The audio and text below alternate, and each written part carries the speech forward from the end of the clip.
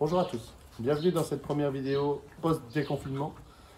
Aujourd'hui, on va parler de deux choses. La première chose, le comité départemental organise un tournoi de e-kata, c'est-à-dire un tournoi où vous allez vous filmer en train de faire votre kata. Film que vous allez ensuite envoyer à David, le directeur technique départemental, en notant bien votre nom, votre club et votre catégorie. D'accord? C'est-à-dire poussin à vétéran, c'est-à-dire sont toutes les catégories pour lesquelles vous pouvez concourir pour ce tournoi. D'accord? Ensuite, David créera un jury avec des catégories. Il y aura évidemment des récompenses. Ok? Et moi, je vous engage à garder la vidéo après pour voir un petit peu comment vous avez travaillé, même si les vidéos qui seront données pour le concours, elles seront détruites après la fin, d'accord, du tournoi en e-kata. Donc, je vous encourage tous à le faire. Vous le faites chez vous, vous le faites dehors, d'accord? Comme moi, on peut profiter un peu du beau temps. Et vous n'hésitez surtout pas à en profiter. Que vous soyez en karatéki, que vous soyez en kimono, ou que vous soyez directement en t-shirt, jogging, tout va bien. L'important, c'est le kata. Et l'important, c'est surtout de participer. Bien. Donc ça, c'était la première chose. Deuxième chose, on va aujourd'hui revoir un petit peu la base, d'accord? Un coup de poing tout simple qui s'appelle Shokutsuki. Coup de poing qu'on apprend, sont les premiers qu'on apprend au départ. C'est les premiers coups de poing que j'apprends aux enfants quand ils arrivent, les petits.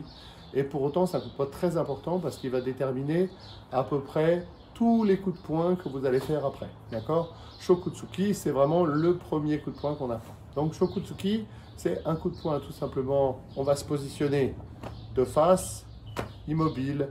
On prévoit à peu près un petit peu plus que la largeur de ses épaules, histoire d'être bien. On plie légèrement les genoux pour avoir une bonne liaison avec le sol.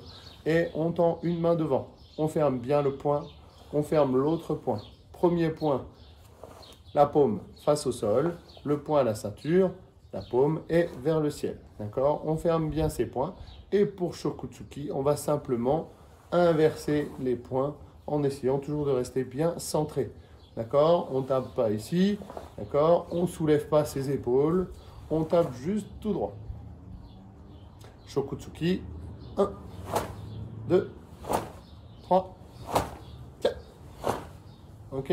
C'est un coup de poing qui paraît simple, mais c'est un coup de poing sur lequel le point qui va vers l'avant est aussi important que celui qui va vers l'arrière. Le ikite étant un mouvement très très important dans tous vos coups de poing. D'accord? Donc pour travailler ce coup de poing, on va travailler avec un petit... on va essayer de travailler par séquence, d'accord? Le premier, on va avancer et on va s'arrêter sur Uratsuki avant la rotation pour bien apprendre à faire la rotation à la fin du mouvement. D'accord? Donc le premier, c'est 1, 2, 3. Ok? Ensuite, on va avancer et on va continuer. On va aller vers Tatetsuki. D'accord? Tatetsuki. On tourne encore d'un quart de tour le point. D'accord? Et ensuite, on va continuer comme ça jusqu'à Shokutsuki en tournant le point entièrement.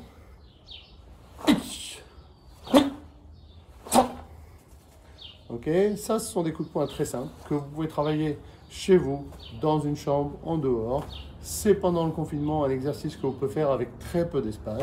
Donc, vous pouvez en profiter. D'accord? Pensez beaucoup à travailler sur vos équités. Pensez aussi, quand vous donnez votre coup de poing, à avancer le poing bien droit. D'abord Uratsuki, ensuite Tatetsuki et ensuite Shokutsuki. On tape bien avec la partie ici qui s'appelle les Kento en japonais. D'accord? Qui sont juste ces deux phalanges, d'accord? C'est avec cette partie-là qu'on tape, pas ici, mais bien ici. Donc, vos coups de poing bien centrés.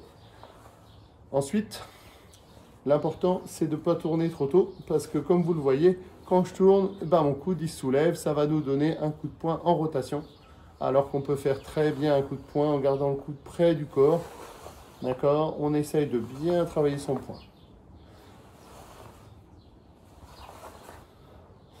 Après, pour centrer vos coups de poing, il faut visualiser. Soit vous mettez devant un miroir, soit vous mettez... Moi, je me suis fabriqué un makiwara, d'accord?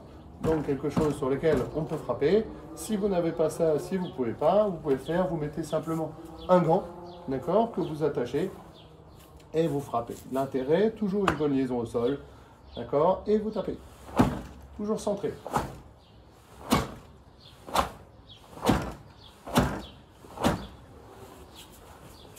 Voilà, c'était simple, c'est facile. J'espère que vous avez aimé. Je vous souhaite un bon confinement, un bon post-confinement. Et puis je vous dis à très bientôt.